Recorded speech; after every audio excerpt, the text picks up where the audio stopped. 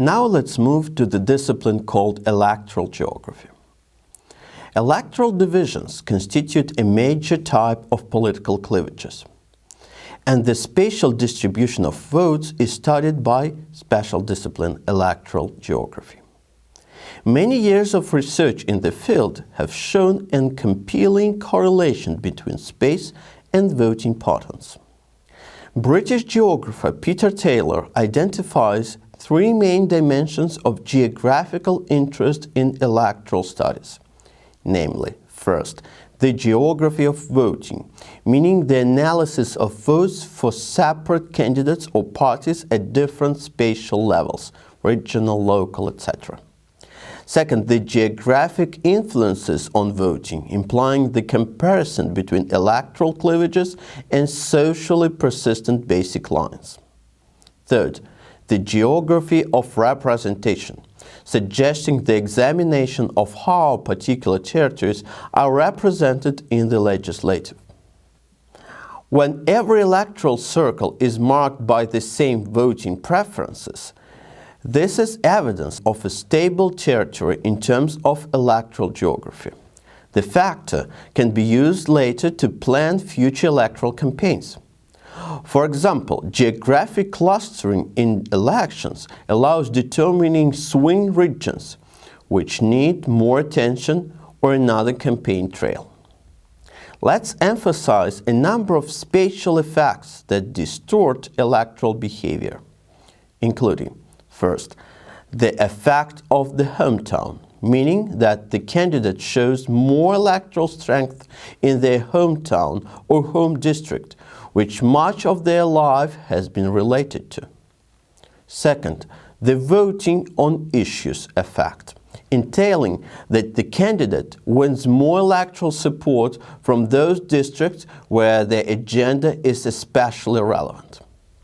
Third, the effect of election campaigns, implying that the candidate achieves higher scores in cities which have seen them knocking on doors and connecting with the electorate personally.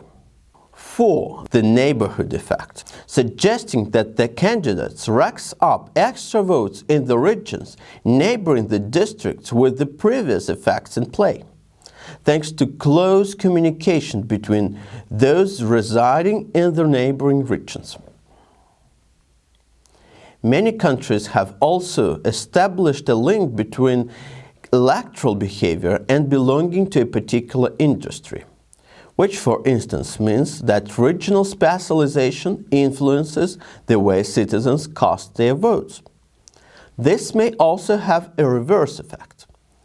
While mostly rural areas vote left in Spain, it is urban communities that vote left in Poland. Take, for example, electoral effects in play during the 2000 presidential elections in Russia. The relationship between the results and the hometown is seen in greater electoral support from St. Petersburg. National unity, the key electoral premise of Putin's campaign, enables voting on issues which resulted in the homelands of various ethnic groups, primarily the North Caucasus, adding more votes in favor of the candidate. A stronger position in the northwest and south of the country is explained by the neighborhood effect. Finally, industry-specific voting was typical of Russia in the 90s, which is clearly illustrated by the red communist belt of regions, the agriculture-dominated districts of Black Earth and South Siberia, and on the other side, military-industrial regions of the southern Ural and the forest. By being aware of geographical and electoral regularities, one may manipulate constituency boundaries to give an advantage to particular political forces, which has come to be referred to as gerrymandering. As an illustration, let us have a look at this situation. There are 36 dots on the margins and 28 pentagons in the center of the picture. Depending on how the districts are designed, we can observe a 4-0 or 1 to 3 win in the margins, or 2-2 tie, or even 3-1 win for the pentagons. Examining geographical patterns of the electoral outcomes helps to detect voter fraud. For example, the distribution of votes within a relatively homogeneous territory must be consistent with the standard normal distribution or the Laplace-Gauss distribution.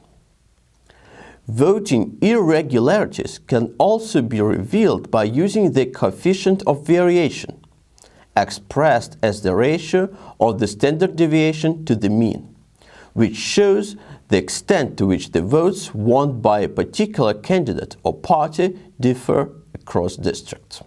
There is a separate sphere of research covering urban communities management and urban politics. This area addresses the notion of urban regimes, sustainable relationship patterns between the institutions of power and society at the lower level of spatial organization. The maintenance regime emphasizes the necessity to provide routine services.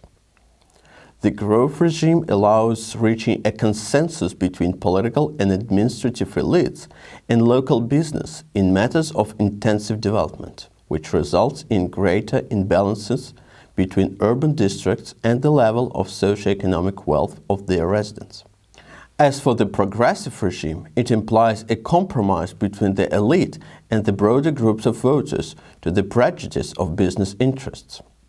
Finally, the intergovernmental regime involves governance in the interests of and under the direction of high authorities. Finding a balance among the drawbacks of each urban regime is a difficult task for local authorities.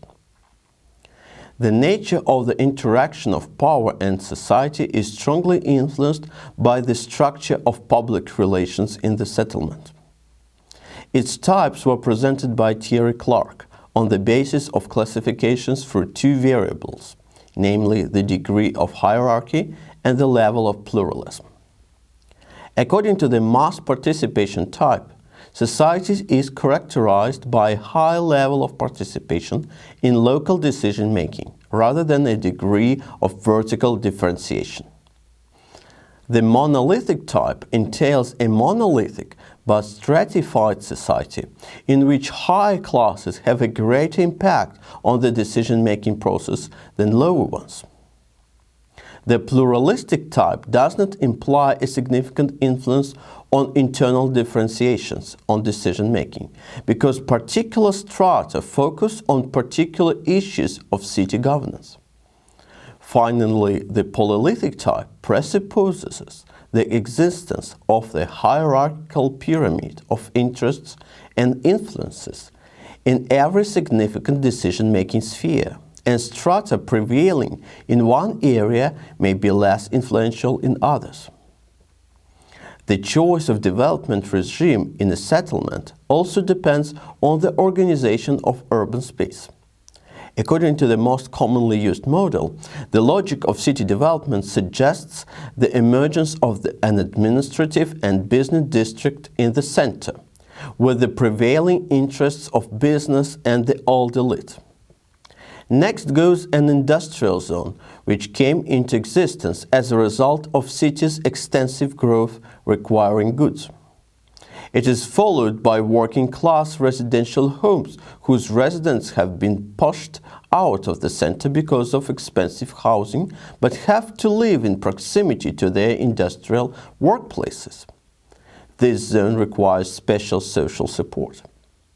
This residential area is surrounded by districts of small houses for 1 or more families, high-quality territories for those who work in the city center but want to live in more comfortable conditions. The final zone comprises high-class and expensive houses in rural, suburbanized settings and specialized satellite cities. As one can see, depending on the dominant urban regime, some areas of urban space may be pushed out by others. For example, business districts may advance on multi-apartment residential areas, or the latter can battle their way into the districts of low-high buildings. Ignoring these peculiarities, the city's authorities run the risks of facing development imbalances and social protests. With this, we're ready to close our class on political geography. We went from the global level of territorial organization of society to the lowest one, settlements, municipalities, and electoral districts. Thank you for being with us. Take care and good luck.